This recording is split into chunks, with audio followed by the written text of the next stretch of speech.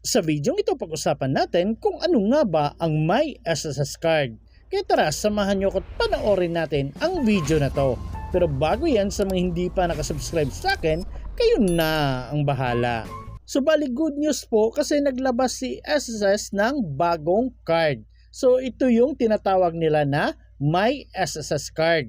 So bali ito na yung bagong card na ilalabas or i-release ni SSS. So wala na yung UMID Pay card at yung dating UMID card.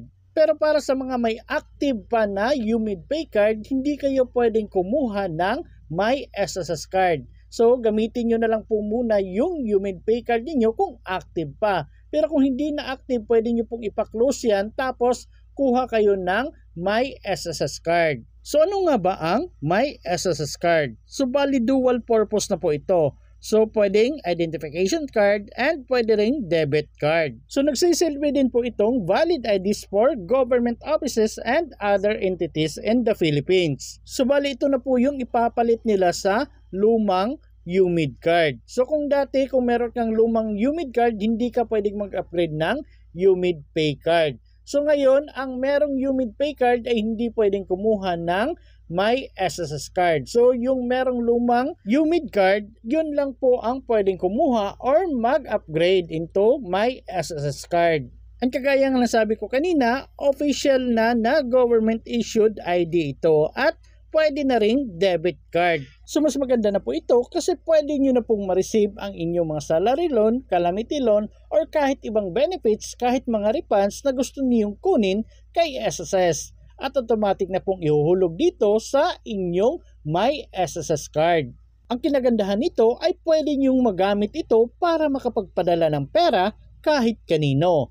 Pwede rin kayong mag-deposit dito through online at pwede rin kayong mag-deposit over the counter. At pwede rin kayong mag-set ng goals ninyo dito para sa inyong mga savings. Pwede rin kayong magbayad ng bills kahit saan or kahit anumang oras. Pwede din kayong bumili ng load.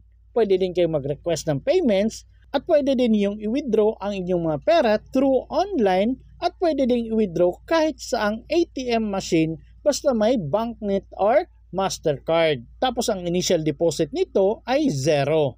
So bali ganito po yung My SSS card. So dito ito po yung front side niya. So nandito po yung logo ng SSS tapos merong makikitang first name, middle name and last name ninyo dito sa gilid. Tapos may picture ninyo.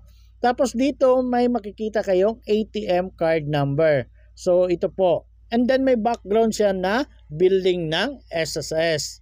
So dito naman ganito yung likod ng My SSS card. So meron dito kasi Discartec ito. So pwede siya sa Mastercard or Banknet. So meron pa ring logo ng SSS tapos meron pangalan ng RCBC Discartec. Tapos nandito yung bank account number niyo sa likod. At dito sa pinakababa meron kayong makikitang parang barcode dyan. So nung nag-search ako, bali 3 bangko yung nire-recommend ni SSS. So merong Union Bank, AUB at itong RCBC Discartec. Pero kung mag-a-apply ka ngayon ng My SSS card, isa pa lang yung bangko na pwede nyong pagbilian doon which is ang RCBC Discartec. So malay natin mga ilang araw meron nang lalabas na pagpipilian doon AUB at Union Bank. So nung nag-search ako, ganito pala yung Union Bank na My SSS card. So same pa rin yung harap niya, merong pangalan, tapos may picture, tapos merong EMB chip pa rin. Tapos sa likod meron kayong makikitang logo ng Union Bank at meron din pangalan. Tapos nandito yung bank account number. Tapos meron kayong makikitang valid until dito sa baba, sa gilid ito. Tapos mayroon kayong makikita ulit na bank account number, then banknet pa rin ito. Pero Visa siya. Kasi yung RCBC Discartec ay Mastercard. So ito Visa. Pero sa AUB wala akong nakitang sample ng card nila. Pero magkatulad lang siguro yung harap, yung likod lang yung magkaiba. So antay-antayin nyo na lang, baka the next day pwede na kayong pumili kung saang bangko ninyo gustong i-link yung SSS account niyo. Pero sa ngayon, RCBC Discartec pa lang yung pwede nyong pagpilian doon. So ang My SSS card ay pwede nyong gamitin as identification card, pwede rin itong gamitin as ATM or debit card. And take note, SSS default disbursement account na rin ito. Ibig sabihin, no need na pong i-enroll sa SSS disbursement account enrollment module ito. Kasi automatic na pong ma-enroll ito kapag meron na kayong may SSS card. Yes po, basta approve na yung application ninyo sa bangko na in-applyan ninyo, automatic na pong malilink yung account ninyo sa inyong SSS disbursement account enrollment module. At pwede na rin itong gamitin as cashless payments kahit saan sa alinmang retail or online outlets. At may 24/7 access din ito sa inyong ATM or online transactions. So ito yung mga features niya. So dual function. So pwede nyong gamitin as valid ID and pwede ring bank debit card. Pangalawa, disbursement account. So kagaya ng sabi ko kanina na automatic na default account na ninyo ito sa inyong SSS disbursement account enrollment module. So pwede na kayo makareceive ng mga benefits, loans, and other payments na galing kay SSS. Pangatlo, meron na rin itong EMV chip para sa security. Pang-apat, debit card features. So pwedeng paggamitin pang shopping, pang bayad, pang public transport, and online purchases. Pang-lima ay ang partner banks. So kagaya ng sabi ko kanina, meron itong RCBC, then meron Union Bank and Asia United Bank.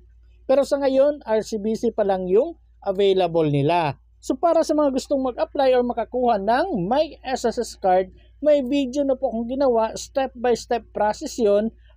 Ilalagay ko na lang po yung link sa description box para madali nyo pong makita. So madali lang naman kumuha nito guys. Make sure lang na member na kayo ni SSS. So ibig sabihin na kapag hulog na kayo, then dapat meron na din kayong SSS online account. So kung meron na kayo niyan, mag-login lang kayo, then pumunta lang kayo doon sa My Card. So makikita nyo doon kung pwede kayong kumuha ng My SSS card or hindi pa.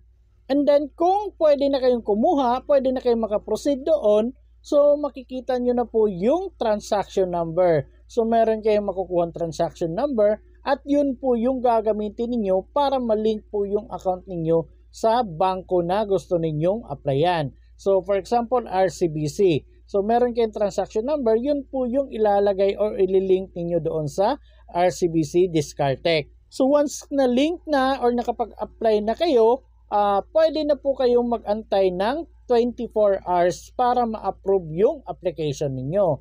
So once kung approve na, pwede na kayong mag-apply ng My SSS card at ipapadeliver po ito sa pinakamalapit na bangko ng RCBC sa inyong lugar. And then kagaya ng sabi ko kanina, kung RCBC Discartech yung bangko na in-applyan ninyo, automatic na pong makikita doon sa SSS Disbursement Account Enrollment Module ninyo kung approve na kayo. So automatic nang meron na kayong bank account na naka-enroll doon at pwede na kayong mag-loan or kumuha ng mga benefits galing kay SSS.